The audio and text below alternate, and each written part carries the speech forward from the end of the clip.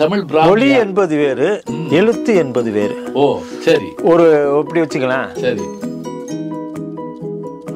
இது உண்மையிலே ஒரு புதிய செய்திங்க. அதாவது உங்களுக்கு காஷ்மீர் டு கன்னியாகுமரி, முசிறியிலிருந்து இருக்கக்கூடிய ஒரு வணிகனுக்கும் கிபி 2ஆம் நூற்றாண்டுல அலெக்சாண்ட்ரியால இருக்கக்கூடிய ஒரு வணிகனுக்கும் ஒரு ஒப்பந்தம் நடக்குதுங்க. அது இந்த எழுத்து வந்து ரொம்ப முக்கியமான விஷயமா? கண்டிப்பாங்க.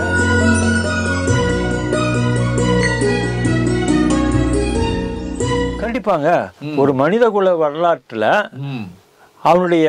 அவன் வந்து நாகரிகமிக்க மனிதன் அல்லது வந்து ஒரு அறிவுமிக்கவன்கிறதுக்கு வந்து அடையாளம் வந்து எழுத்துதாங்க. மனிதன் லிபி தான். மனிதனுடைய தன்னுடைய எத்தனையோ மொழிக்கு லிபி இல்ல. ஆமா, கண்டிப்பா. இன்னைக்கு வந்து உலகத்துல இருக்கக்கூடிய தொன்மையான மொழிகள் சில மொழிகள் தான். இதெல்லாம் இதுல தொடக்க காலத்தில் வாய்மொழியாகவே இந்த பேசப்பட்டு வந்து அதற்கு பிறகு தன்னுடைய கருத்துக்களை எழுத்துக்கள் மூலமாக சொல்லக்கூடிய ஒரு நிலை வந்தது. அப்போ வரும்போது தன்னுடைய கருத்துக்களையும் தான் நினைத்ததையும் தன்னுடைய அனுபவங்களையும் அந்த எழுத்து வடிவில் கொண்டு வரும்போது அது ஒரு முக்கியமான ஒரு மனிதகுல வரலாற்றில் முக்கியமான ஒரு மாற்றம். அப்போ அவனுடைய எண்ணங்களை பிரதிபலிக்கக்கூடியதாக, அவனுடைய வாழ்க்கையை பிரதிபலிக்கக்கூடியதாக, அவனுடைய வரலாற்றை பிரதிபலிக்கக்கூடியதாக இந்த தொன்மையான எழுத்துக்கள் நமக்கு வந்து பயன்படுது. அதில் அதனால இப்போ கீழடியில் வந்து பார்த்தீங்கன்னு சொன்னால் 70க்கும் மேற்பட்ட 100க்கும் மேற்பட்டவங்க கூட சொல்லலாம், 100க்கும் மேற்பட்ட எழுத்து பொறித்த மட்பாண்டங்கள் கிடைச்சிருக்கு. அப்பாடி ஆச்சரியமா இருக்கு. இப்போ அது என்ன எழுத்துங்க? அதில் என்னன்னா அது தமிழா? தமிழ் மொழி என்பது வேறு, எழுத்து என்பது வேறு. ஓ சரி, ஒரு எப்படி வச்சுக்கலாம். சரி, எழுத்தினுடைய பெயர் வந்து வேறு, ஆனால் மொழியினுடைய அதுக்கு இப்போ இந்திய நாட்டில் வச்சுக்கலாம், எடுத்துக்காட்டாக வச்சுக்கலாம். பல பேருக்கு நான் நிறைய ஆயிரக்கணக்கான முறை வந்து என்னுடைய வகுப்புகளில் மாணவர்களுக்கு நான் சொல்லியிருக்கேன். சரி, இன்று இதை பற்றி கருத்து வேறுபாடுகள் இருக்குது, அது ஒரு பக்கம் இருக்கட்டுங்க. ஆனால் ஒரு காலகட்டத்தில் இந்தியா முழுக்க ஒரே எழுத்தை தான் பயன்படுத்தியிருக்காங்க. இந்தியா முழுக்க? ஆமாங்க. இது உண்மையிலே ஒரு புதிய செய்திங்க. அதாவது உங்களுக்கு காஷ்மீர் டு கன்னியாகுமரி, பாம்பேல இருந்து அஸ்ஸாம் வரையும் வச்சுக்கலாம், இந்த பக்கத்துல இருந்து அந்த பக்கம் வரைக்கும் சரி ஒரே எழுத்தை தான் பயன்படுத்தி, ஒரே எழுத்து. அது வந்து அது ஒலி எழுத்துன்னு சொல்றது. ஒலி எழுத்து, ஃபோனட்டிக் ரைட்டிங் சொல்லுவாங்க. ஒரு ஒலிக்கு ஆன்னு சொன்னா அதுக்கு ஒரு வடிவம் இருக்கும்.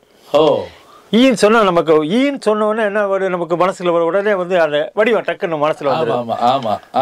அப்போ வந்து ஒவ்வொரு ஒலிக்கும் ஒரு எழுத்தை வந்து உயிர் எழுத்து, இந்த மெய் எழுத்துன்னு சொல்லக்கூடிய அந்த ஃபோனட்டிக் ரைட்டிங் என்று சொல்லக்கூடிய அந்த எழுத்து முறை பற்றிய ஆய்வு தான் இப்ப தீவிரமா நம்ம நாட்டில் நடந்துகிட்டு வருது. இந்த இந்த இந்த அது வந்து கிமு அசோகனுடைய காலத்திலிருந்து இது வந்ததாக சொல்றாங்க. அந்த ஸ்தூபில அசோகன் தன்னுடைய காலத்து ஆஸ்திரிய சர்ச்சை கட்ட காலத்து ஸ்தூபங்கள்லையும் அப்புறம் வந்து கற்றூன்லையும் பாறைகள்லையும் எழுதி வைக்கிறான். ஓஹோ. ஆனால் அதற்கு முன்னாடியே எழுத்து இருந்திருக்கு நம்ம நாட்டுல. அது மொகஞ்சோதரா ஹரப்பா, அந்த ஹரப்பன் நாகரிகத்துல ஏராளமான இடங்கள்ல அவர்கள் வந்து எழுத்து தானே இந்த எழுத்து இல்ல, அதான் கேக்குறேன். அந்த எழுத்து கிமு 2500 1800 வரை உள்ள காலகட்டத்தில் அதை பயன்படுத்தியிருக்காங்க. சரி. ஆனா அந்த எழுத்துக்களை இதுவரைக்கும் யாரும் எல்லாரும் ஏற்றுக்கொள்கின்ற முறையில, அப்படி அது ஒரு வார்த்தை முக்கியம், எல்லாரும் ஏற்றுக்கொள்கின்ற முறையில அதை யாரும் படிக்கல. அதை பற்றி ஆய்வுகள் விரிவாக வெளிநாட்டுக்காரங்களும் உள்நாட்டுக்காரங்க நிறைய ஆய்வு செய்து அதை பட்டியலிட்டு 3000 குறியீடுகளுக்கு மேல இது இருக்கு என்றெல்லாம் வந்து அதை பற்றி நிறைய விஷயங்களை வந்து எழுதினால் கூட இப்போ ஒரு வாசகத்தை ஒரு சொல்ல நீங்க பார்த்தோன்னு டக்குன்னு படிச்சு சொல்லிடுறீங்க. அது மாதிரி சொல்ல முடியல. அதனால அது ஒரு எழுத்து முறை. நமக்கு அது என்ன தெரியல, நமக்கு பயிற்றுவிக்கல, கிடைக்கல. அது என்ன ஒரு பிரச்சனை என்னன்னா, உலகத்தில் இருக்கக்கூடிய தொன்மையான எழுத்துக்களுக்கெல்லாம் ஒரு திறவுகோல் கிடைச்சதுங்க. இன்னைக்கு வந்து சுமேரியால கிடைக்கக்கூடிய அந்த கியூனிஃபார்ம் ரைட்டிங் சொல்லுவாங்க. சரி. அதுக்கு வந்து மும்மொழியில அமைஞ்ச கல்வெட்டு கிடைச்சதுங்க. மும்மொழினா அந்த அந்த எழுத்துக்களை பயன்படுத்தி பாரசீக மொழியில் எழுதப்பட்டது, அது மாதிரி கிரேக்க மொழியில் எழுதப்பட்டது, அல்லது லோக்கல் ஒரு குறிப்பிட்ட பிரதேசத்தில் வழங்கப்பட்ட மொழி, இந்த 3 மொழிகளில் எழுதப்பட்ட கல்வெட்டுகள் கிடைச்சிருக்குங்க. ஓ எங்க? இப்போ எகிப்தில் வச்சிங்களேன், எகிப்தில் அலெக்சாண்ட்ரியான்னு ஒரு இடம் இருக்குங்க. அந்த அலெக்சாண்ட்ரியாவில் வந்து நான் போயிருக்கும்போது எனக்கு ஒரு உண்மையிலே நான் படிக்கிற காலங்களில் கிட்ட ரொம்ப ஒரு என்னுடைய எங்கள் வீடில் ஒரு காலத்தில் நல்லா இருந்து ஒரு காலத்தில் வந்து படிக்கின்ற காலத்தில் நம்ம சிரமப்பட்டு படித்த ஒரு சூழல். 90 ரூபா, 90 ரூபாய்க்கு வந்து 90 ரூபா தான் ஸ்டைஃபண்டு. அந்த 90 ரூபாயில சென்னையில் தங்கி கொண்டு லாட்ஜுக்கு 30 ரூபா கொடுத்துட்டு சாப்பிட்டுட்டு ட்ரெஸ் எடுத்துட்டு சினிமாலாம் பார்த்து ஒரு வருஷம் பார்க்கலங்க. சினிமானா அந்த சினிமா கொட்டைக்கு பக்கத்துல குடியிருந்தான், சாந்தி தியேட்டருக்கு பின்னாடி இடத்துல இருக்கா. அதனால நாங்க வந்து அப்படி படிக்கிற காலத்துல காலையிலேருந்து சாயந்தரம் வரைக்கும் அந்த இன்ஸ்டியூட்டுக்கு போவோம். தொல்லியல் படிக்கிற போது பஸ்ல போகும்போதே அந்தணர்கள் வேதம் ஓதுற மாதிரி கல்வெட்டுகளை மனப்பாடம் பண்ணி ஏன்னா அங்கே கேட்பாங்க. அந்த அதை படிச்சுக்கிட்டே நம்ம போவோம். அதனால புற உலகில் வந்து என்ன நடக்குன்னே தெரியாது. பஸ்ல தான் உட்காந்துருப்போம், இப்படியே பார்த்துக்கிட்டு அங்கே பக்கம் இந்த பக்கம் பார்த்துட்டே போவோம். மனசுக்குள்ள வந்து வேற எண்ணங்கள் தான் வந்து அது மாதிரி. அலெக்சாண்ட்ரியால அங்கே போகும்போது அந்த உணர்வை நான் சொல்கிறேன். வந்து அப்போல்லாம் நாங்கள் கற்பனை பண்ணி கூட பார்க்க முடியல. அந்த ரிட்டையர் ஆன பிறகு ஏதோ எங்களுடைய மனைவியார் அவர்கள் செய்த உதவின்னு தான் சொல்லணும். கல்லூரி பேராசிரியராக இருந்ததுனால அவர்கள் வந்து என்ன சொன்னாங்க, ஆமாம் ஆமாம், அதனால் நீங்கள் வந்து நான் வர முடியாது, என்னால் வர முடியாது, உடல்நிலையில் நீங்கள் போயிட்டு வாங்கன்னு சொல்லி அவங்க வந்து எங்களுக்கு வந்து அந்த பெருந்தன்மையாக அனுமதி கொடுத்தாங்க. அனுமதி கொடுத்து அங்கே போகும்போது அந்த இடத்துல அலெக்சாண்ட்ரியாவுக்கு போகும்போது அதுக்கு நைல் நதி கடலோடு கலக்கக்கூடிய அந்த இடத்துல இருக்கு. சரி, அந்த இடத்துல வந்து முசிறியிலிருந்து வந்து போன ஒரு வணிகன் அங்கே போயிருக்கான். அடே அப்பா, இன்னொரு கேள்விதான் எனக்குள்ள மறந்துடாம இருக்கு. முஸ்ரிங்கிறது இப்ப ஒரு முஸ்ரிங் எனக்குள்ள இருக்குல்ல, அது வேறங்க, அது இல்ல. இது பேரியாறு, இந்த பெரியாருன்னு சொல்ற பாருங்க, அந்த பேரியாறு கடலோடு கலக்கடத்துல இருக்குங்க. அது வந்து கேரளா. கேரளா மேல் கடற்கரையில இருக்கு. அது சங்க பாடல்லே வருதுங்க. முசிறியை கிராஸ் பண்றப்பெல்லாம் நாமக்கல்ல இருந்து முசிறி போயிட்டு வர்றப்ப எல்லாம் முசிறி சுப்பிரமணிய பிள்ளை எல்லாம் மிருதங்க வாசிக்கிறவங்க மத்தள வாசிக்கிறவங்க அங்க ஆறோ குளமோ கிடையாது. நான் எப்படி இது முசிறி நம்ம படிச்சிருக்கோமே, கொற்கைன்னு படிச்சிருக்கோமே, அப்படின்னு துறைமுகம் படிக்கிறோமே அப்படின்னா அது கேரளா. கேரளா அங்க இருந்து சங்க பாட்டுலே வருது. யாதும் ஒரு யாவருக்கு பாட்டு தொடங்குற பாடம் இல்லையா, அந்த சுள்ளியம் பேரியாற்று மல்லல் பேரியாற்று வழிபடும் புனை போலன்னு சொல்லி வர போல இருக்கு. அது வந்து பேரியாறு வந்து அந்த பெரியாருன்னு சொல்லக்கூடிய பேரியாறு கடலோடு கலக்கின்ற இடத்துல தான் அது இருந்தது. முசிறி இருந்துச்சு. அது இருந்தது. அது இப்ப வந்து அதுக்கு பக்கத்துல பட்டணம்னு ஒரு இடம் கிடைக்க, அங்க வந்து அங்க இருக்கக்கூடிய ஆய்வாளர்கள் ஆய்வு செய்து இன்னைக்கு வெளிப்படுத்தி அந்த முசிறி பட்டணத்தை கண்டுபிடிச்சிருக்காங்க. ஏராளமான தொல்பொருள் கிடைச்சிருக்கு. அந்த பட்டணத்தை அதுக்கு பக்கத்துல ஒரு மியூசியமே வச்சிருக்காங்க. அருமையான புத்தகங்கள் வந்திருக்கு. இதுல என்ன சிறப்புனா, இந்த முசிறியை பத்தி சொல்லும் போது அந்த முசிறியிலிருந்து இருக்கக்கூடிய ஒரு வணிகனுக்கும் கிபி 2ஆம் நூற்றாண்டுல அலெக்சாண்ட்ரியால இருக்கக்கூடிய ஒரு வணிகனுக்கும் ஒரு ஒப்பந்தம் நடக்குதுங்க. என்ன அதுல பாபிரஸ் என்று சொல்லக்கூடிய அந்த ஓலையில அதை எழுதியிருக்காங்க. அந்த பேப்பர்னு பின்னாடி ஆமா, அந்த பாபிரஸ் என்று சொல்லக்கூடிய அந்த ஓலையை இல்லதான் இல்ல என்னன்னா நைல் நதி கரையை 2 பக்கம் பாத்தீங்கன்னா கோரப்புல் மாதிரி நிறைய முளைச்சிருக்கும். அது நல்ல பல பட்டையா இருக்குங்க. அதை சீவி அதுல இருந்து அந்த அந்த இத ஓலையை நம்ம எப்படி ஓலைச்சுடி ஓலையை பணம் வச்ச மாதிரி சீவி அதை ஒன்றாக இணைத்து அதை ஒரு பேப்பர் மாதிரி A4 சைஸ் வேணுங்கிற சைஸுக்கு உருவாக்கிடுவாங்க. இன்னைக்கு எகிப்துக்கு போகும்போது நம்ம அப்படிலாம் செய்யலாம். நம்முடைய சுற்றுலா மையங்கள்ல இப்ப நம்ம வந்து அது மாதிரி செய்யலாம். அவன் என்ன பண்றான், நான் எகிப்துக்கு போயிருக்கும் போது எகிப்தில் நான் பார்த்த காட்சியில இந்த ஒரு இடத்துக்கு அடிச்சு எப்படி பாபிரஸ்ங்கிற வந்து அந்த அந்த புல்லுல இருந்து அந்த ஓலையை உருவாக்கி எப்படி எழுதுறாங்க அப்படின்னு ஒருத்தன் வந்து இன்னைக்கு டெமான்ஸ்ட்ரேட் பண்ணி காமிக்கிறாங்க. ஒரு அரை மணி நேரம் அதை பார்த்தாங்க. அரை மணி நேரம் பார்த்தாங்க. அது அழகா அவன் செஞ்சு காமிக்கிறான். அப்போ வந்து அலெக்சாண்ட்ரியா போயிருக்கும் போது இந்த பாபிரஸ்ல இருக்க இந்த முசிறியில் இருக்கக்கூடிய வணிகனுக்கும் அந்த அலெக்சாண்ட்ரியாவில் இருக்கக்கூடிய வணிகனுக்கும் ஒரு ஒப்பந்தம் நடக்குதுங்க. இங்கிருந்து முசிறியில இருந்து மிகப்பெரிய பொருட்களை ரொம்ப மதிப்புமிக்க பொருட்களை கப்பலில் ஏற்றி செங்கடல் துறைமுகத்துக்கு கொண்டு போகணும். அப்போ அந்த இப்போ வந்து நீங்கள் அந்த நம்ம அரபிக்கடல் இதில் பயணம் செய்து அந்த சுயஸ் கால்வாய் இருக்கக்கூடிய அந்த செங்கல் அந்த கடற்குள்ள போனால் அதனுடைய கரையில் வந்து பல துறைமுகங்கள் தொன்மையான துறைமுகங்கள் இருக்கு. அந்த பட்டணத்தில் வந்து போய் இறக்குறவங்க இறங்கி அதுக்கு பிறகு அங்கிருந்து ஒட்டகத்தில் சரக்கு ஏற்றணும். அதை வந்து தரைவழியா ஒட்டகத்தில் ஏற்றி கோப்டாஸ்னு ஒரு இடம், அது நைல் நதி கரையில் இருக்கு. அங்கே கொண்டு போய் சேர்க்கணும் நம்ம ஊர் பொருளை. ஒரு பொருளை அந்த சேர்த்துட்டு அப்புறம் நைல் நதியில படகுல ஏற்றி அந்த கலிமுகத்துக்கு போகணும், அலெக்சாண்ட்ரியாவுக்கு. அங்க கொண்டு போய் அந்த அலெக்சாண்ட்ரியால அந்த வணிகன்ட்ட, கிரேக்க வணிகன்ட்ட கொடுக்கணும். அதுவரையும் யாரு பொறுப்புனா அந்த முசிறியில் இருக்கக்கூடிய வணிகனுக்கு. மொழி பேசிருப்பாங்க, அவன் கிரேக்க மொழியும் பேசி தெரிஞ்சிருக்காத ஒரு வணிகனா தான் இருக்க முடியும் கண்டிப்பா. இப்படி ஆங்கிலம் நம்ம பேசுற மாதிரியா கொஞ்ச நாளைக்கு சைகைகளை வந்து காட்டியிருப்பேன், அப்புறம் பேசியிருப்பேன். நம்ம ரயில்வே ஸ்டேஷன்ல 13 மொழி பேசுற போர்ட்டர் இருக்காருல்ல, ஆமா ஆமா, அவர் எல்லாம் யார் வந்து இறங்கினாலும் அவர் பேசிடுவார். அதேதான். அப்போ வந்து அந்த அலெக்சாண்டரில் கொண்டு கொடுக்குற அது வரைக்கும் வந்து அவருடைய பொறுப்புன்னு சொல்லும்போது அந்த கொண்டு போன பொருட்களின் மதிப்புலாம் இன்னைக்கு நைல் நதி கரையில் 4000 ஏக்கர் வாங்கலாமாங்க. அடே அப்பா, அவ்வளோ சரக்கு ஏற்றி கொண்டு அலெக்சாண்டர். அப்போ போய் நாங்கள் அந்த இடத்துல நிற்கும் போது ஒரு நிமிஷம் வந்து என்னையே நான் மறந்துட்டேன். இன்னைக்கு நம்ம வந்து இங்க இருந்து சென்னையில இருந்து பாம்பேல இருந்து அந்த கோயத்தில் அங்க போய் அங்க இருந்து கெய்ரோவுக்கு பிளைட்ல போய் இறங்கிட்டோம். அப்புறம் ஒரு 4-5 மணி நேரம் பயணம் செய்து அலெக்சாண்டருக்கு பஸ்ல போயிட்டோமே. இவன் எப்படி வந்திருப்பான்? 2000 பாதுகாப்பு யார் அவன் நடுக்கடல போய் யார கூப்பிடுவான்?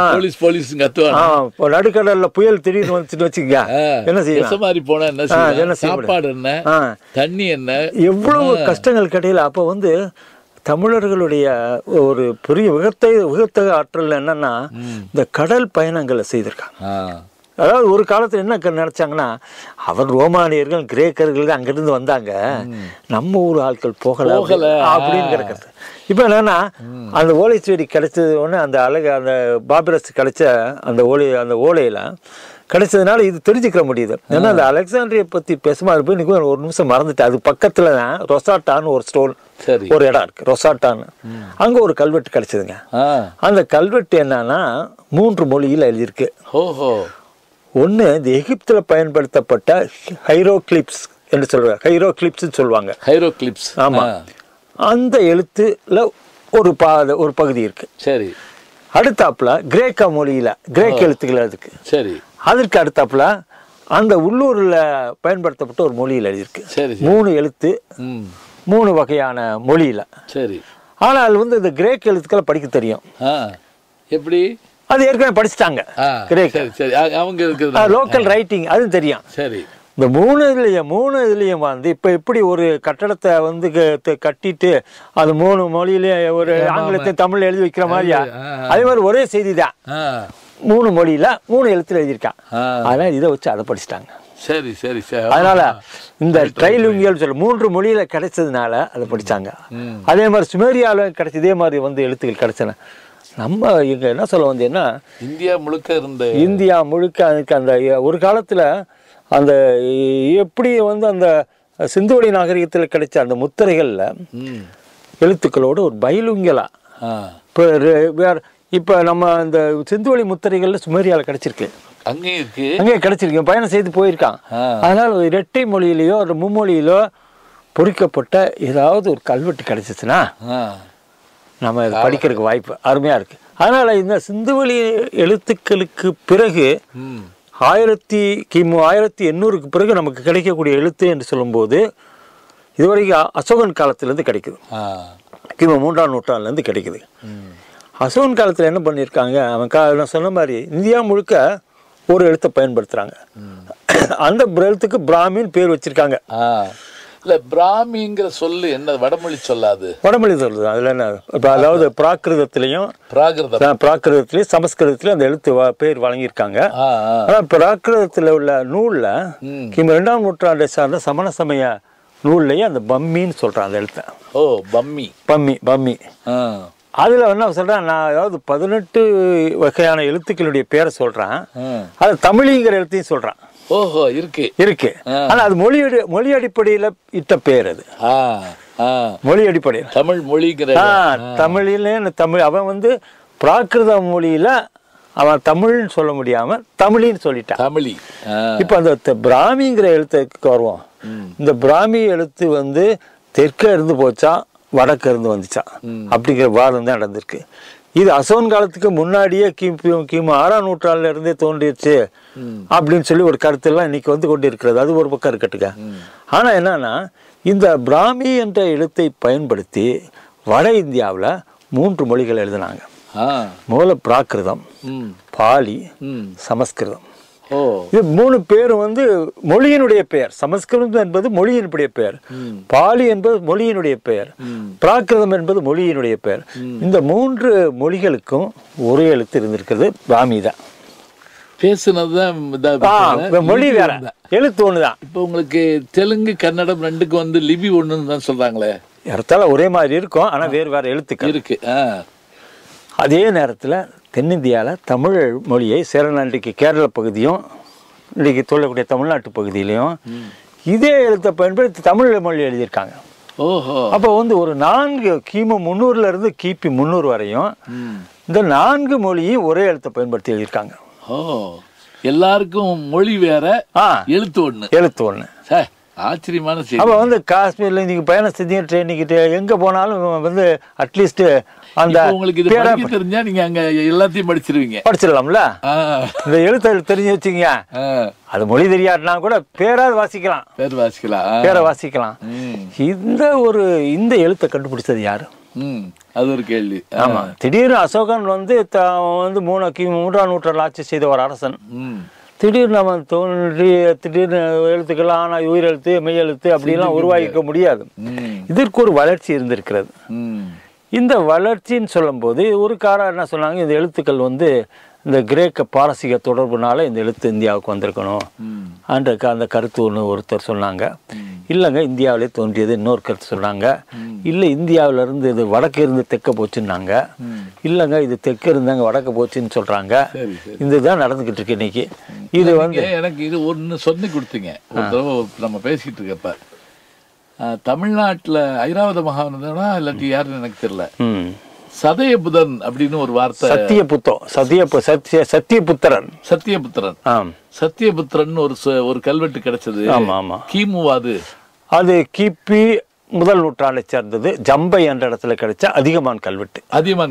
ஆமா, தர்மபுரியில. ஆமா, தர்மபுரியில இல்ல, ஜம்பைங்கிற ஊர்ல திருக்கோயிலூர் பக்கத்துல இருக்கு. இந்த பக்கம். ஆமா, திருக்கோயிலூர்ல இருந்து திருவண்ணாமலைக்கு போற பாதையில ஜம்பைங்கிற ஊர் இருந்திருக்கு. சரி. அந்த ஊர்ல தான் அந்த சதியபுதோ அதியன் நெடுமான் அஞ்சி ஈத்த பாலின்னு வருது. சரி, நமக்கு அவன் வந்து தகடூர் தானே அவன். இங்க நீங்க சங்க இலக்கியத்தை நீங்க உங்களுக்கு பெரும்பேராசிரியர் உங்களுக்கெல்லாம் தெரியாது ஒன்றும் இல்லை.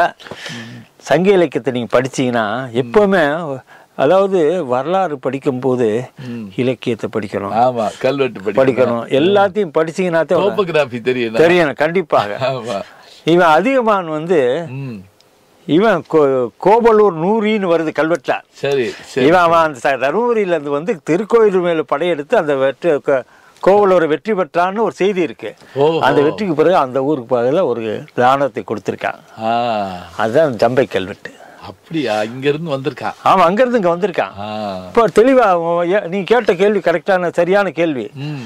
இப்படி அதிகமான வந்து தர்மபுரியில இது திருக்கோயிலூர் விழுப்புரத்துக்கு பக்கத்துல இந்த பக்கத்துல இருக்கு, இங்க எப்படி சார் அந்த கல்வெட்டு கிடைக்குது? அப்ப அவனுக்கு ஆளுகைக்கு உட்பட்ட இடமாக மாறி இருக்கிறது.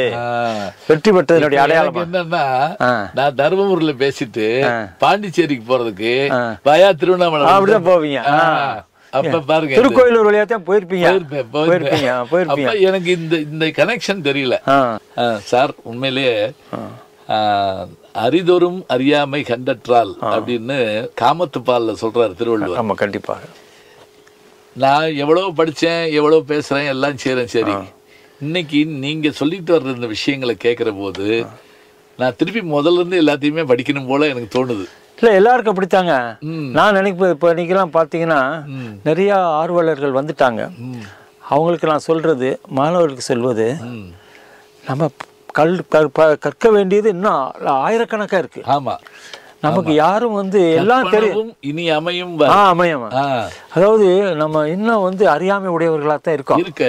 நீங்க அதனால ஒவ்வொரு செய்தியை நான் பார்க்கும்போது படிக்கும்போது நம்ம வந்து ஐயோ நம்ம இவ்வளவு அறிவிலியா இருந்திருக்கோமே அப்படிதான் பெரும்பாலும் நான் நினைப்பேன். இல்ல உண்மையிலேயே இந்த இந்த இந்த நேரம்ங்கிறது இப்ப நீங்க சொன்ன செய்திகள் பல லட்சம் பேருக்கு, இன்னும் சொல்ல போனா பல கோடி பேருக்கு கூட போய் சேரணும். சேர்ந்தா தான் அவரவர்களுக்கு சின்ன சண்டையெல்லாம் போட்டுட்டு இருக்கோம். இது அதனால சண்டை, இதனால சண்டை போடுற நேரம் இல்ல. எல்லாத்தையும் ஆராய்ச்சி மூலமா புரிந்து கொள்வது, உண்மையை அறிந்து கொள்வது முக்கியம். அறிந்து கொள்வது என்பது. அதனால இந்த விஷயங்களை நான் தொடர்ந்து கீழடிக்க நம்ம வருவோம். இது என்னன்னா இப்போ வந்து இந்த பிராமிங்கிற எழுத்து வந்துடுச்சு. சரி, இப்போ வந்து ஒவ்வொரு ஆசிரியர், ஒவ்வொரு தொல்லியல் ஆய்வாளனும் நீ கண்டிப்பா அவங்களுடைய வரலாற்றை படிக்கணும். உண்மையிலேயே தங்களுடைய உயிரை தியாகம் பண்ணி, தங்களுடைய வாழ்க்கையை தியாகம் பண்ணி இன்னைக்கு இப்ப ஒவ்வொன்றையும் கண்டுபிடிச்சு அவங்க சொல்லியிருக்காங்க. இன்னைக்கு பார்த்தீங்கன்னா நம்ம அந்த சுமேரியன் எழுத்துக்களை படிக்கிறதுக்கு அந்த தொல்லியல் ஆய்வாளர் 15 வருஷம் ஒர்க் பண்ணியிருக்கான். 15 வருஷம் ஒர்க் பண்ணியிருக்காங்க. எந்த நேரமும் அதே சிந்தனையா இருந்திருக்கான். அது மாதிரி பிராமி எழுத்துக்களை படிக்கிறது, விஞ்ஞானி ஒரு பொருளை கண்டுபிடிக்கிறதுக்கு என்ன பாடுபடுவாங்க, அது மாதிரி கஷ்டப்பட்டு இருக்காங்க. இந்த பிராமி எழுத்துக்களையும் ஒரு காலத்துல படிக்க முடியலங்க. ஒரு காலத்துல படிக்க முடியாதபடி ரொம்ப எழுதி வச்சிருக்காங்க அப்படின்னு சொல்லித்தான் இருந்தது. இல்ல நம்ம ஊர்ல ஒரு சந்தேகம் இருக்குல்ல, படிச்சா செத்து போயிருவேன் ரத்தரத்தமா. ஆமா ஆமா, எங்க ஊர்ல எல்லா ஊர்களையும் நீங்க போய் கல்வெட்டை படிச்ச போயிருந்தோன்னு கண்டுபிடிச்சு அந்த ஊர்ல கல் நட்டு வச்சிருப்பாங்க. சரி சார், இதுல வந்து இதை தோண்டி இதுல வந்து இதை படிச்சு 7 புதையல் இருக்குன்னு எழுதி வச்சிருக்காங்க. சரி, நான் சொல்லுவேன் அப்பெல்லாம் நீங்க இன்னைக்கோ நான் வந்து பெரிய கோடீஸ்வரன் ஆயிருக்கணும், நூற்றுக்கணக்கான ஆயிரக்கணக்கான கல்வெட்டுகளை படிச்சிருக்கு இது மாதிரி. அது சொல்லுவேன். அப்புறம் சொல்லுவேன், இந்த கல்வெட்டை நீங்க படிச்சீங்களா அடுத்த பட்சம் மண்டை சுக்குநூறாயிரம். சரி சரி, தன் தலையை திருகி தனம் எடுக்கலாம் அப்படின்னு ஒரு எழுதி வச்சிருக்கு சார். தன் தலையை திருகி தனம் எடுக்கலாம் சொல்லி தன் உயிர் பலியை எடுத்துக்கிட்டா அதை வந்து அதுல பண்ண புதியல் இருக்கலாம். அப்புறம் ஒரு ஊர்ல எழுதி வச்சிருக்கேன், ஒரு கல்வெட்டு அருமையான 2 ஊருக்கு நடந்த சண்டையை சமரசம் பண்ணி ஒரு 12ஆம் நூற்றாண்டு ஒரு கல்வெட்டு ஊருக்கு பொதுவாக ஒன்று எழுதி வச்சிருக்கான். இன்னைக்கு அந்த ஊர்ல ஒரு 4 ஊர்னு பேர். இந்த ஊர்ல 4 ஊரில் இந்த கல் நட்டு வச்சுருக்காங்க. அந்த ஊரில் போய் கேட்டவனே, சார் ஔவையார் நம்ம ஊருக்கு எங்கள் ஊருக்கு வந்தாங்க சார், இந்த ஊரை பார்த்துட்டு 4 ஊருக்கு நல்ல ஊர் அப்படின்னு சொன்னாங்க. அதனால 4 ஊர் பேர் வந்துருச்சு சார். இது எந்த மாவட்டம் சார்? இது வந்து விருதுநகர் மாவட்டத்தில் இருக்குல்ல. அந்த அந்த நரிக்குடி போகிற பாதையில் இருக்கு, நரிக்குடி சத்திரம். இவங்க 4 ஊருங்கிற ஊர் சார். இப்போ ராமானுஜருடைய வாழ்க்கையில கூரத்தாழ்வான் வந்து போய் தன்னுடைய கண்ணை தோன்ற சொல்றான். அப்ப தானே கண்ணை தோண்டிடுறாரு. இவர் ராமானுஜர் இல்லைன்னு காட்டி கொடுத்தவன் யாருன்னா அவருடைய சீடர் காட்டி கொடுத்துருக்கான். அவன் ஊர் பேரு நாலூர். அப்படியா? நாலூர். இப்ப ராமானுஜர் பின்னாடி வந்துடுறாரு. அந்த சோழன் இறந்து போயிடுறான், கிருமிகண்ட சோழன் சொல்லி இறந்து போயிடுறான். இப்ப அவர் கேட்கிறாரு, எப்பா உனக்கு கண்ணு போயிருச்சு, நான் பெருமாள்கிட்ட பேச போறேன், உனக்கு என்ன வேணும்னு கேட்கிறாரு. அப்பவும் கூட என்னை காட்டி கொடுத்தால நான் பெற்ற பேரு அந்த 4 ஊரான் பெறட்டும் அப்படிங்கிறார். எனக்கு ஒருவேளை பெருமாள் நல்லது செய்து விடல் மாதிரி நான் பெற்ற பேரு 4 ஊரான் பெறட்டும்ங்கிறார். இப்ப நீங்க இந்த 4 ஊர்னு சொன்ன உடனே எனக்கு ஒரு ஆச்சரியமா, அங்க ஒரு ஊருன்னு சொன்ன மாதிரி தெரியல. 4 ஊருங்கிற பேர்ல நிறைய ஊர்கள் இருந்திருக்கிறது. இதுக்கு பிறகு வந்து அந்த எழுத்துக்களை படித்ததே ஒரு சுவையான கதை. அதெல்லாம் வந்து கண்டிப்பாக தெரிஞ்சுக்கணுங்க. நம்ம இளைஞர்கள்லாம் கண்டிப்பாக ஆராய்ச்சி பண்ணுறவங்களாம் தெரிஞ்சுக்கணும். அப்போ வந்து ஜேம்ஸ் பிரின்சப்னு ஒருத்தன் பேர், ஜேம்ஸ் பிரின்சப்னு பேர். எந்த நாட்டுக்காரன்? அவன் வந்து பிரிட்டிஷ் இங்கிலாந்துலேருந்து வர்றான். ஆங்கிலேயர் காலத்தில் வந்து கல்கத்தாவில் ஒரு நாணயங்கள் அச்சிடக்கூடிய ஒரு ஒரு நாணய சாலைக்கு, அச்சக சாலைக்கு ஆஃபீஸராக அவனை வந்து நியமனம் பண்ணுறாங்க. சரி சரி. அப்போ வந்து இந்திய நாட்டில் வந்து அவர்கள் பிரிட்டிஷ் இந்தியாவில் காசுகளை வெளியிடும் போது அவன் நினைக்கிறான், இந்த இந்தியாவில் ஏற்கனவே வெளியிட்ட காசுகள், மன்னர்கள் வெளியிட்ட காசுகள் எப்படி இருக்கு, அதெல்லாம் பார்த்துட்டு நம்ம அவங்க ஏற்றுக்கொள்வது மாதிரி காசை வெளியிடுவோம் அப்படின்னு பழைய காசுகளை எல்லாம் பார்க்குறான். பார்க்கும்போது தான் இந்த நாகரி எழுத்து, இந்த மாதிரி பல்வகையான எழுத்துக்களை எழுத்து இருக்கு. அரசனுடைய பேர் பொறித்து வெளியிட்ட காசுகள் இருக்கு. அப்ப இந்த பிராமி எழுத்து பொறித்த அந்த காசுகள்லாம் பார்க்கும்போது இது எழுத்து புதுசா இருக்கே அப்படி. அப்புறம் பல பேர் சொல்றாங்க, சார் பாறை எழுதியிருக்கு, அசனுடைய கல்வெட்டு அது தூண்ல எழுதியிருக்கு அப்படின்னு சொல்லி அதை சொல்றாங்க. அங்கெல்லாம் போய் பார்த்துருக்கேன். நம்ம ஊர் பண்டிதர்கள்லாம் கூப்பிட்டு உங்களுக்கு தெரிஞ்சா படிங்கன்ற வழக்கமான கதைகளை நம்ம பண்டிதர்கள் சொல்கிற மாதிரி அவர்கள் சொல்லியிருக்காங்க. பாவன் அவன் தான் அவனுக்கு மனசில் சிரிச்சுக்கிட்டு அப்படியான்னு சொல்லிட்டு எப்பவுமே ஆங்கிலேயர்கள் வந்து எப்பவுமே அந்த வெளிநாட்டுக்காரங்க வந்தால் அவர்கிட்ட நான் ஒரு பண்பு பார்ப்பேன். நம்ம என்ன சொன்னாலும் அவங்க சிரிச்சுக்கிட்டே கேட்பாங்க. ஆனால் மனசுக்குள்ள வேற வந்து என்ன இது இல்லைன்னு தெரியா இருக்குன்னு தெரியா பேசாம இருப்பாங்க. ஆமா ஆமா, அது மாதிரி அவன் கேட்டுக்கிட்டான். அதுக்கு பிறகு என்ன நடக்குதுன்னா, அந்த எழுத்து ஏற்கனவே ஒருத்தன் படிக்கிறதுக்கு முயற்சி பண்ணியிருக்கான். ஃபெரோசா துக்ளக்னு ஒருத்தன். ஓஹோ. அவன் வந்து அந்த இஸ்லாமிய அரசன் இந்த தூண் அவன் பயணம் செய்யும் போது அங்கங்க தூண் இருக்குது. அதுல வந்து ஹரியானால அந்த மாநிலத்தில் இருக்கக்கூடிய 2 அசோகனுடைய தூணைய அப்படியே உடையாம அப்படியே டிரான்ஸ்ஃபர் பண்ணிட்டாங்க டெல்லிக்கு. டெல்லியில இன்னைக்கு போனீங்கன்னா 2 அசோகன் தூணை பார்க்கலாம். ஒன்று வந்து அந்த ராவ் ஹாஸ்பிட்டல்னு சொல்லிட்டு ஒரு இடம் இருக்கு, சரி, அங்கே ஒரு தூண் இருக்கு. அதே மாதிரி வந்து ஃபெரோசா கொட்லா மைதானம்னு கேள்விப்பட்டிருப்பீங்க. ஆமா ஆமா ஆமா. ஃபெரோசா கொட்லா மைதானத்தின் முனையிலிருந்து பந்து வீசுகிறார் அப்படின்னு நீங்க டெல்லியில கிரிக்கெட் மேட்ச் நடக்கும்போது அது தமிழ்லயும் ஆங்கிலத்திலயும் வர்ணனை வரும். அங்க வந்து அந்த கோட்டையில ஒரு அந்த கல்லை நட்டுருக்கேன். அந்த தூணை கூப்பிட்டு படிங்கப்பான்னு சொல்லி அப்பயே முயற்சி பண்ண முடியல. இந்த ஜேம்ஸ் பிரின்ஸ்பால் வந்து அவன் ஒரு முயற்சி பண்றான். அதே நேரத்தில் இவன் ஜேம்ஸ் பிரின்ஸ்பால் இங்கே கல்கத்தாவில் வேலை செஞ்சு கொண்டு இருக்கும் போது ஆப்கானிஸ்தான் பாகிஸ்தான் பகுதியில் அங்கே ஒரு அதிகாரி, அந்த ஆங்கில அதிகாரி என்ன பண்ணுறான், அந்த பகுதியில் ஆய்வு செய்து இந்த மாதிரி செய்து இது பண்ணும்போது அவனுக்கு ஒரு காசு கிடைக்குதுங்க. அந்த காசு கிடைக்கும் எப்படி வந்து இப்போ சக ஆராய்ச்சியாளர்கள் நேர்மையாக ஒருவருக்கொருவர் துணை புரிந்து கொண்டு ஆராய்ச்சி செய்தார்கள் ஒரு அடையாளங்கள். ஒளிச்சு வைக்கல, அவனுக்கு புகழ் வந்துடும் நினைக்கல.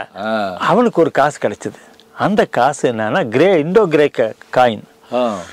அதுல வந்து ஒரு கிரேக்க மன்னன் வெளியிட்ட அந்த பாகிஸ்தான் பார்டர் இந்தியாவில் அந்த இண்டோ கிரேக் கிங்ஸ் வந்து அந்த வடமேற்கு இந்தியாவில் ஆட்சி செய்கிறாங்க. இன்றைக்கு பாகிஸ்தான் பிரிஞ்சதுக்கு பிறகு முன்னாடி உள்ள பகுதியில் ஆட்சி செய்கிறாங்க. அந்த இண்டோ கிரேக்க அரசன் தன்னுடைய பேரை ஒரு பக்கம் பிராமி எழுத்துலையும் இன்னொரு பக்கம் கிரேக் எழுத்துலையும் எழுதியிருக்கான். அகதோ கலஸ், ராஜா அகதோ கலஸ் என்று சொல்லக்கூடிய அந்த கிரேக் அரசனுடைய பேர் ஒரு பக்கம் கிரேக் எழுத்துல இருக்கு, அதை படிச்சிடறாங்க. அதே பேர் எழுத்து மாறாம இந்த பக்கம் பிராமியில் எழுதியிருக்கு. இந்த காசு கிடைச்ச நான் என்ன செய்யறான், நேர அந்த ஜேம்ஸ் பிரின்ஸப்புக்கு தான் அனுப்புறான். தன்னுடைய நண்பன் தன்னுடைய சக அதிகாரிக்கு அனுப்பினோடனே அவனுக்கு சந்தோஷம். எடுத்த உடனே அன்னைக்கு வந்து அந்த திறவுகோல் கிடைக்கலைன்னா இந்த பிராமி எழுத்தை வந்து அப்பதான் படிச்சாங்க. அந்த அது படிச்ச பிறகு அவன் படிச்ச ஆங்கில அது வந்து ஒரு பிரிட்டிஷ் பீரியட்ல வந்து 19ஆம் நூற்றாண்டுல அவன் செய்தான். அப்ப அதுக்கு பிறகு அது மடமடன்னு இது ஆனா இது ஈனா இது ஊனா அப்படி நம்ம இந்த சிறுபுள்ளையா இருக்கும் போது மணல்லையும் ஓட்டுச்சா பள்ளிக்கூடத்தில் நமக்கு சொல்லி கொடுத்தாங்க ஒரு காலத்துல. ஏன்னா அந்த எப்படி நம்ம கத்துக்கிட்டா அது மாதிரி அன்னைக்கு அவன் போட்ட ஒரு விஷயம் இன்னைக்கு வந்து பெருமரமாக இன்னைக்கு பெரு ஆய்வுக்கு வழிவகுத்தது என்று சொல்லலாம். அதனால நிறைய பேர் தான் வந்து தொழில் பார்த்தா கூட எந்த தொழில் பார்த்தாலும் கூட இந்த வரலாற்று உணர்வோட ஒரு தீவிரமான உண்மையான ஒரு ஈடுபாடோட தனக்கு புகழ் வரணும் அப்படிலாம் நினைக்கல. உண்மையை உணரணும் அப்படின்னு சொல்லி சொல்லணும் அப்படின்னு கடுமையாக தன்னுடைய வாழ்க்கையை தியாகம் பண்ணவங்க, உயிர் நீத்தவங்க நிறைய பேர் தொல்லியல் ஆய்வாளர்கள் இந்த நாட்டில் இருக்காங்க. அதெல்லாம் நினைச்சு பார்க்கும்போது நம்ம வந்து தவறான செய்திகளை வந்து பதிவிக்கூடாது, வாட்ஸ்அப்ல போடக்கூடாது, அதே மாதிரி ஃபேஸ்புக்ல போடக்கூடாது, மெசேஜ்ல போடக்கூடாது. ஆமா, ரொம்ப மகிழ்ச்சிங்க. இன்னைக்கு ஒரு ஒரு நல்ல தொடக்கமா நம்ம தொடங்கி இருக்கிறோம். சரிங்க. இதை தொடர்ந்து நம்ம ஒரு 1000 கேள்வி வச்சிருக்கேன் உங்களுக்கு. கண்டிப்பா நீ எத்தனை கேள்வி கேட்டாலும் எனக்கு தெரிஞ்சதை நான் கண்டிப்பா சொல்லிக்கிட்டே இருப்பேன். ஆமா, இப்ப உதாரணமா கல் திட்டைன்னு ஒரு வார்த்தை சொன்னோம், நடுகல்னு ஒரு விஷயம் சொன்னோம். நான் தகடூர் இது தருமபுரி போயிருந்தப்ப நீங்க எனக்கு ஒண்ணு சொன்னீங்க, அங்க வந்து இந்த தலைமுடி அப்படி மேல கட்டி விட்டு அந்த அது அகண்டமா தற்பலி தற்பலி தற்பலி தற்பலி தூங்குதலை கொடுத்தல் தூங்குதலை கொடுத்தல். இது வந்து நான் அங்க பாத்துட்டு வந்தேன். பாத்துட்டு வந்து உங்ககிட்ட கேட்டேன் நானு. அது அங்க ஒரு முனியாண்டி கோயில் இருக்கு, நீங்க அங்க போய் பாத்துட்டு வாங்கன்னு சொன்னீங்க. அது நான் பாத்துட்டு வந்தேன். இப்ப இது மாதிரி நிறைய விஷயங்களை நான் உங்ககிட்ட தெரிஞ்சுக்கிற போறேன். கண்டிப்பா. எவ்வளவு நம்ம ஊர்ல இருக்கு, நம்ம ஊர்ல மல்லல்னு சிவாங்கி பக்கத்துல ஒண்ணு இருக்கு இருக்கு. அங்க ஒரு தற்பலி கொடுத்ததை பத்தி, தூங்குதலை கொடுத்ததை பத்தி, தூங்குதலை கொடுத்த ஆலமரத்து வேர்ல தலையை கட்டிட்டு அப்படி ஒரு அந்த கிளைய வளைத்து அந்த கிளைய வந்து முடியில கட்டிடுவாங்க, கத்திய வச்சு வெட்டுவாங்க, அப்படியே வெட்டுவாங்க தானே தனக்கு தானே. ஆமா ஆமா. அதாவது நம்ம இதுக்கு வந்து நம்ம பழைய மரபுகள் இதெல்லாம். இதுல சிலப்பதிகார நம்ம மணிமேகலையில ஒரு இந்த சக்கரவாள கோட்டம் உரைத்த காலையில அந்த குழந்தைய பலி கொடுத்த தலை தூங்கு நெடுமரம்னு ஒரு சொல் வருது. தலை தூங்கு நெடுமரம். தூங்கு மரம்னா தொங்கிட்டே இருக்கு, தூங்குதல்னா தொங்குதல். ஆமா ஆமா ஆமா.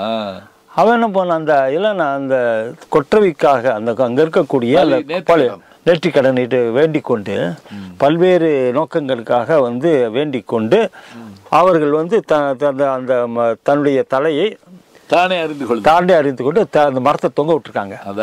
அதனால வந்து நிறைய பேர் அந்த இப்படி கட்டி தொங்க விட்டாங்க, நிறைய பேர் தலையை தொங்க விட்டாங்க. இப்ப நிறைய ஒரு மாமரத்தில் நிறைய மாங்காய் தொங்குச்சுன்னா அந்த அப்படியே கீழே தாழ்ந்துரும். அது மாதிரி இதனுடைய சுமை தாங்க முடியாம இந்த தலைகள், ஏராளமான தலைகள் அந்த கிளைகள்ல தொங்குறதுனால அந்த கொப்புகளே அந்த கிளைகளே அப்படியே தாழ்ந்து போயிடுச்சு அப்படின்னு மணிமேகலையில விளக்கம் வருதுங்க. அப்ப பாருங்க, இலக்கியம் படிக்க வேண்டியிருக்கு, கல்வெட்டு படிக்க வேண்டியிருக்கு, மொழிபெயர்ப்பு படிக்க வேண்டியிருக்கு, எவ்வளவோ படிக்க வேண்டியிருக்கு. தொடர்ந்து நம்ம பார்க்க போகிறோம் தொல்லியல் ஒரு புதையல். நம்ம அப்படி ஒரு தலைப்பு வச்சுக்கிட்டு புதையலை தேடி புறப்படுவோம். இந்த நிகழ்வுக்கு இன்றைக்கு நம்மோடு வந்திருந்து இந்த நிகழ்ச்சிகளை பகிர்ந்துக்கிட்டாங்க. தொடர்ந்து நிகழ்ச்சிகளை பகிர்ந்துக்கிற போகிறாங்க. அவர்களுக்கு நம்முடைய நன்றி. ரொம்ப நன்றி. நன்றி நன்றி. வணக்கங்க. உங்களையும் கூட்டிகிட்டு போய் காமிச்சா நல்லா இருக்குன்னு நான் நினைக்கிறேன். வாங்கலேன் போவோம். எங்கே போகிறோம்னு கேட்குறீங்களா? போவோம். எங்கேங்கிறத அங்கே போய் பார்ப்போம். வாங்க, நீங்களும் வரலாம். வாங்க. இன்னைக்கு நம்ம எங்கே போகிறோம்ங்கிறது சஸ்பென்ஸாக வச்சுருக்கிறோம். எங்கே போகிறோம் இன்னைக்கு? கண்டிப்பாக இன்னைக்கு வந்து ஒரு முக்கியமான இடம்.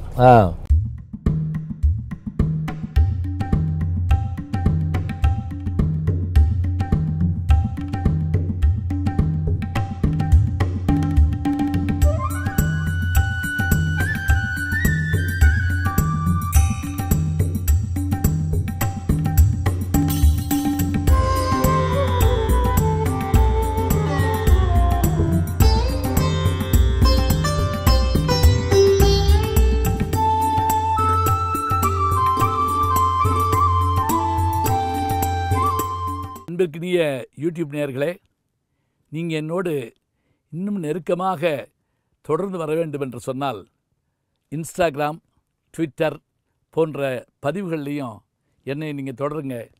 பின்தொடர்ந்து வாருங்கள். நாம் எல்லோரும் முன்தொடர்ந்து செல்வோம்.